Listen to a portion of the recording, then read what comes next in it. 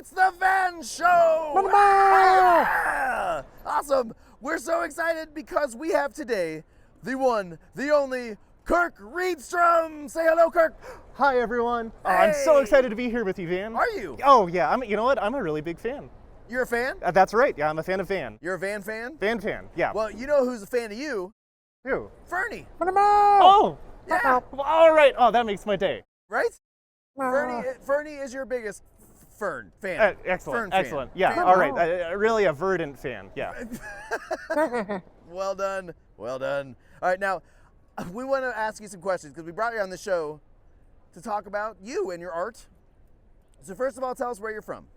I was born and raised in Houston, Texas, but now I live in Shreveport, Louisiana. And so Shreveport, Louisiana is kind of like a boot. I live in the top corner over here. Now, before we get to your book, I want to hear the story that leads to this book. Yeah, absolutely. So you're an artist. Mhm. You're both a writer and an illustrator, a double artist, Uh-huh. a multidisciplinary artist. And so I want to hear the story of, like, when did you realize that drawing and telling stories was something you were passionate about? And then when did that become something you were like, you know what, I can make a living doing this? Yeah, absolutely. So, drawing and telling stories has always been, as far as back as I can remember, my favorite thing to do. I love to draw.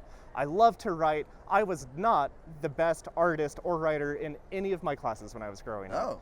In fact, I remember in the second grade, my buddy named Elliot was the best artist because he could draw eagles, and I could not draw eagles very well. But I kept at it. And that was the bar. That was the yeah. Well, yeah, that's right. Yeah. If you could draw eagles, you were set. So I kept at it, and when I was an art student, I went to college for art. I wanted to make really detailed paintings, really beautiful watercolor paintings, and it never really worked for me. And it wasn't until I started working on these books where I loosened up my style, I let myself relax a little bit, and I didn't worry about making a perfect picture. And that is when things really started to click for me. Oh yeah. So tell me about like how Duck and Moose got started. Like when was this go from a kernel of idea in your brain to print it on a page? Sure. Well, okay. So we talked about how I live in Louisiana now. There aren't very many mooses in Louisiana. No. And I was inspired to create the story on a family trip to Denali, Alaska. Oh. There were 5 Reedstroms crammed into a van, roaming around the Alaskan wilds together. I'm still, I've got a little bit of a leg cramp still from that trip. But we went to the national park, and while we were there, we got stopped by a big family of moose they stood in front of the car for a long time, and when I got home, I quickly forgot about that, and I tried making some other books that didn't quite work out, and it was at the end of 2020 when I drew the first drawing of a happy-go-lucky duck sitting on a grumpy moose's head, and thought, this is the funniest thing I've done in years. Wow. So the story then came to me pretty quickly, but when I make a story, the words and the illustrations usually come at the same time. I don't write one without the other one. Okay. Uh-huh. So you were writing this, with the intent to eventually get it published. That's right. Uh-huh. So talk to me about once you were like, I think it's done. I think I'm ready to submit it. Like, what was that process like? And did you receive rejections before you got the acceptance, or what? I received so many rejections. Really? In fact, I counted them up a little while ago. I have gotten more than 100 rejections from agents and editors for other book projects. So when you are making books that you want to get published, sometimes you'll get a rejection, and that's okay. That's something that you can learn from. It's just part of the process. Yeah.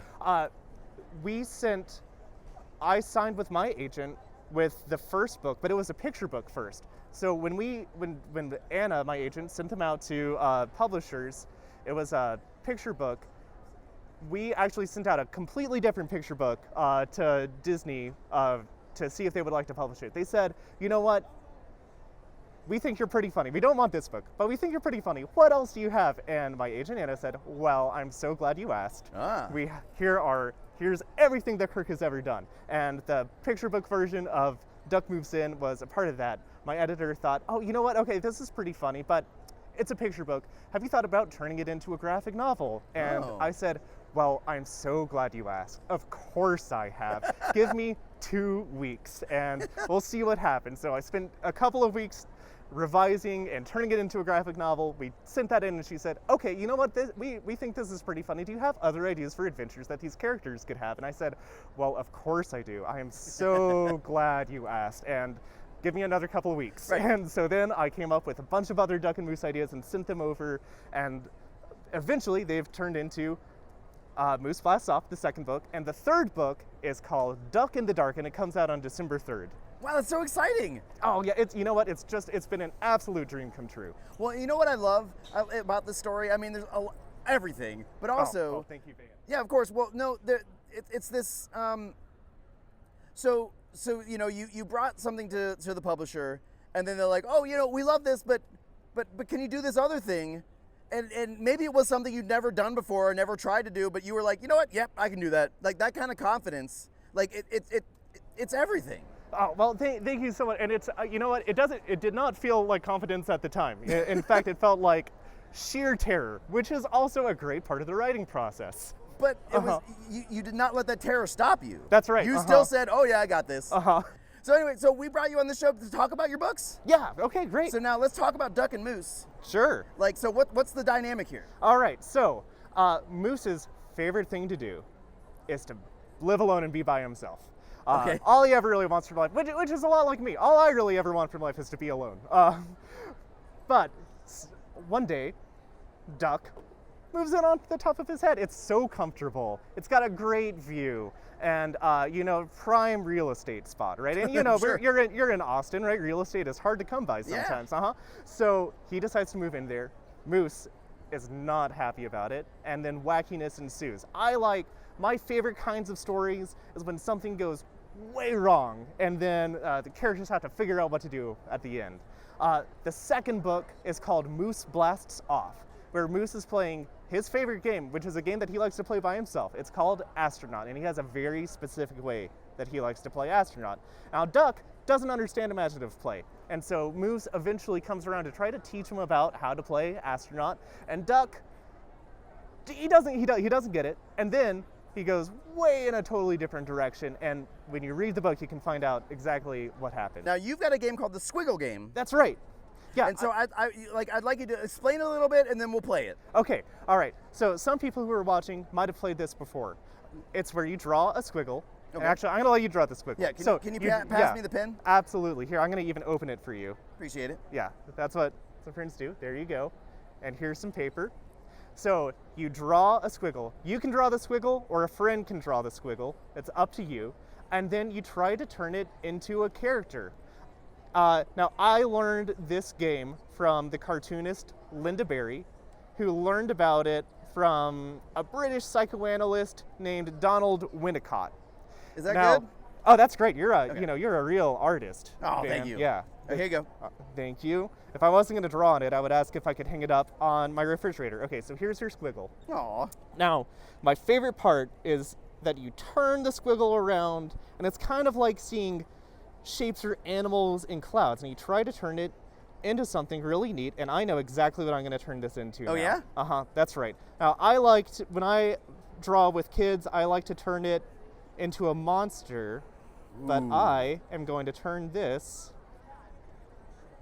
into a happy, dancing lady.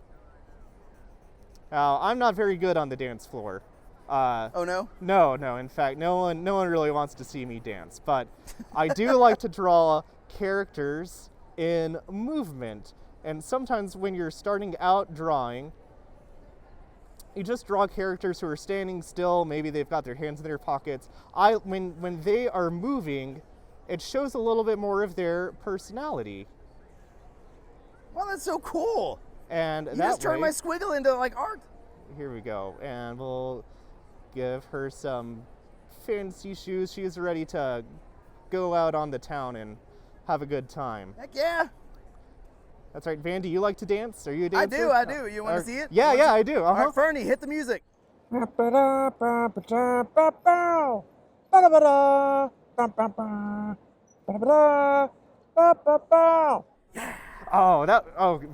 that's great. Do you like it? Oh, yeah. Van, you should, maybe you don't need a talk show. Maybe you need a dance show. You And think? there you go. All right. And so this is the squiggle. We've got a dancing lady. I love it. Kirk, thank you so much for coming on the show. Dan, it's been such a pleasure. Thank you so much for having me. Goodbye. No.